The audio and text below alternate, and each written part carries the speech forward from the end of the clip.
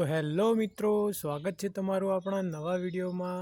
આ વિડીયોમાં આપણે વાત કરવાના છીએ કે ભારતીય રેલવેમાં ખૂબ મોટી ભરતી આવી છે તેના વિશે, જેમાં કુલ જગ્યાઓ 9,970 પ્લસ છે ઓલ ઓવર ઇન્ડિયા. ગુજરાતમાં કેટલી જગ્યાઓ છે તે આગળ વિડીયોમાં વાત કરીશું. પગાર 19,900થી શરૂ થાય છે. તમારો લાયકાત માત્ર 10 પાસ છે મિત્રો. લાયકાત માત્ર તમારે 10 પાસ અથવા તેથી વધુ હોવું જોઈએ. તેથી વધુ ન હોય તો પણ ચાલશે, પણ મિનિમમ તમારે લઘુત્તમ 10 પાસ તો હોવું જ જોઈએ. તો ચાલો મિત્રો વિડીયોને શરૂ કરીએ. તો અહીંયા છે મિત્રો, રેલવે ભરતી બોર્ડે ભારતભરમાં આસિસ્ટન્ટ લોકો પાયલટના પદો માટે 9,970 ખાલી જગ્યાઓની સત્તાવાર જાહેરાત કરી છે. ભારતીય રેલવેમાં ફળદાયી કારકિર્દી માટે તમારી આ સુવર્ણ ટિકિટ કહી શકાય, જેની અરજી શરૂ થવાની તારીખ 10 એપ્રિલ 2025 છે. અરજી કરવાની છેલ્લી તારીખ 9 મે 2025 છે અને પગાર તમારો 19,900 પ્લસ ભથ્થા 7મા પગાર પંચ મુજબ લેવલ 2 મુજબ રહેશે. ત્યારબાદ આગળ વાત કરીએ મિત્રો કે સંગઠન એટલે કે ભરતી બોર્ડનું નામ છે રેલવે ભરતી બોર્ડ, રેલવે રિક્રુટમેન્ટ બોર્ડ. કુલ ખાલી જગ્યાઓ 9,970. સમગ્ર ભારતમાં કુલ 16 ઝોનમાં રેલવેમાં ભરતી છે. ત્યારબાદ મિત્રો વાત કરીએ કે તમારી પસંદગી પ્રક્રિયા શું હોય છે. પસંદગી પ્રક્રિયામાં તમારે સૌથી પહેલાં CBT 1 હોય છે. ત્યારબાદ CBT 1માં પાસ થાવ એટલે કે પ્રિલિમમાં પાસ થાવ તો CBT 2 હોય છે. ત્યારબાદ CBAT અને અંતે દસ્તાવેજ ચકાસણી હોય છે અને જે લોકો સિલેક્ટ થાય તેમની તબીબી પરીક્ષા એટલે કે મેડિકલ હોય છે. CBT 1 અને CBT 2 આ કોમ્પ્યુટર બેઝડ પરીક્ષા હોય છે. તમારે કોઈ OMR ભરવાની હોતી નથી. તો અને સત્તાવાર વેબસાઇટની વાત કરીએ તો indianrailways.government.in છે. ચાલો આગળ વાત કરીએ.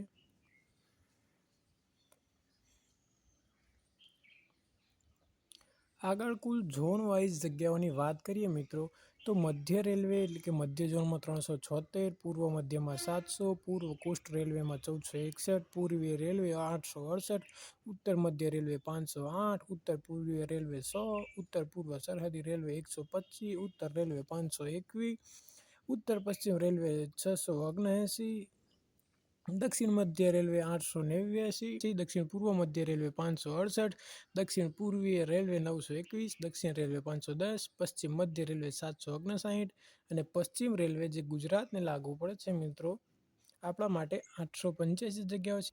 મેટ્રો રેલવે કોલકાતા 225 જગ્યાઓ અને આમ કરીને કુલ તમારે 9,970 જગ્યાઓ માટે ભરતી થવા જઈ રહી છે. હવે ત્યારબાદ મિત્રો પાત્રતા માપદંડ એટલે કે એજ્યુકેશન ક્વોલિફિકેશનની વાત કરીએ તો શૈક્ષણિક લાયકાત તમારે વિકલ્પ 1 છે કે સંબંધિત ટ્રેડમાં 10મું પાસ પ્લસ ITI અને વિકલ્પ 2 છે કે એન્જિનિયરિંગ ડિપ્લોમા અથવા ડિગ્રી સંબંધિત ક્ષેત્ર. ત્યારબાદ મિત્રો આગળ વાત કરીએ કે વયમર્યાદામાં વાત કરીએ કે 1/7/2025 મુજબ તમારે ઓછામાં ઓછા 18 વર્ષ થઈ જવાયેલા હોવા જોઈએ, મહત્તમ 30 વર્ષ હોવા જોઈએ.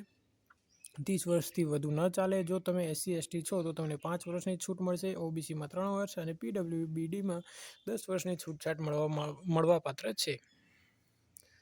ત્યારબાદ આગળ પસંદગી પ્રક્રિયાની વાત કરીએ. પસંદગી પ્રક્રિયામાં તમારે CBT 1 એટલે કે કોમ્પ્યુટર બેઝડ ટેસ્ટ 1માં 75 પ્રશ્નો હશે, ગણિત તર્ક વિજ્ઞાન GA કુલ 60 મિનિટનો સમય હશે. CBT 2માં 175 પ્રશ્નો હશે, ભાગ A એમાં સામાન્ય વિષય હશે, ભાગ બીમાં ટેકનિકલ ટ્રેડ હશે. કુલ સમય તમારો 2.5 કલાકનો રહેશે. CBAT એટલે કે કોમ્પ્યુટર આધારિત એપ્ટિટ્યૂડ ટેસ્ટ, જેમાં ઓછામાં ઓછા મિનિમમ તમારે 42 ગુણ લાવવાના જરૂરી હોય છે. ત્યારબાદ દસ્તાવેજ ચકાસણી અને તબીબી પરીક્ષા હોય છે.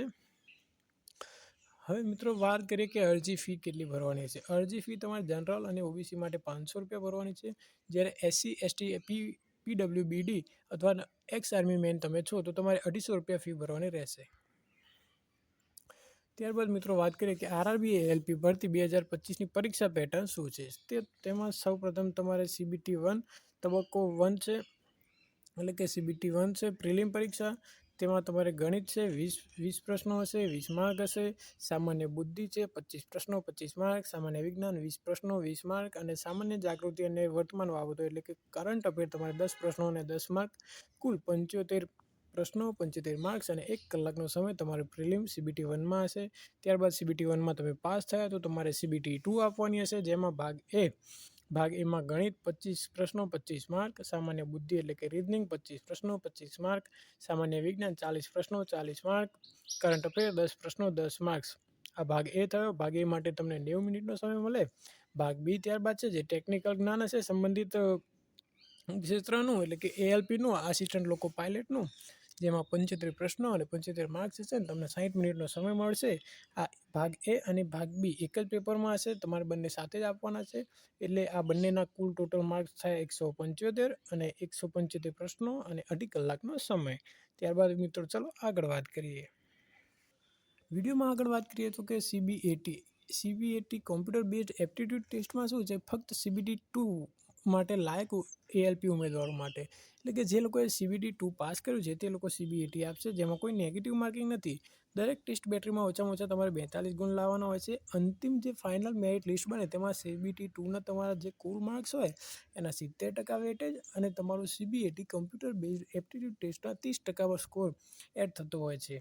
તો મિત્રો હવે આ બધી વાત કર્યા પછી ચાલો હવે તમને માહિતી આપું કે આપણે અરજી કેવી રીતે કરશું. તો કે મિત્રો તમારે RRBની સત્તાવાર વેબસાઇટની મુલાકાત લેવાની છે, જેની લિંક તમને આપણા વિડીયોના ડિસ્ક્રિપ્શન બોક્સમાં મળી જશે અને કમેન્ટમાં પણ મળી જશે. ત્યારબાદ તમારે CEN 2025 RRB ALB ભરતી જ્યાં લખ્યું હોય ત્યાં પર ક્લિક કરવાનું રહેશે. ઈમેલ અને મોબાઈલથી નોંધણી કરવાની રહેશે. ફોર્મ ભરવાના, તમારા જરૂરી માંગ્યા હોય તે દસ્તાવેજ અપલોડ કરવાના અને ફી ભરીને સબમિટ કરવાનું રહેશે.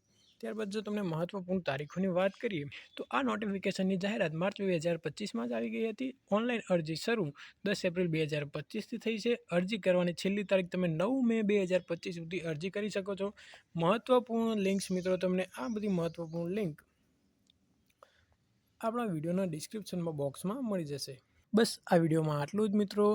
વિડીયો જોવા માટે આપનો ધન્યવાદ. કોઈ પણ ક્વેરી હોય તો કમેન્ટ કરજો અને આપણી ચેનલને લાઇક, શેર અને સબસ્ક્રાઈબ કરજો.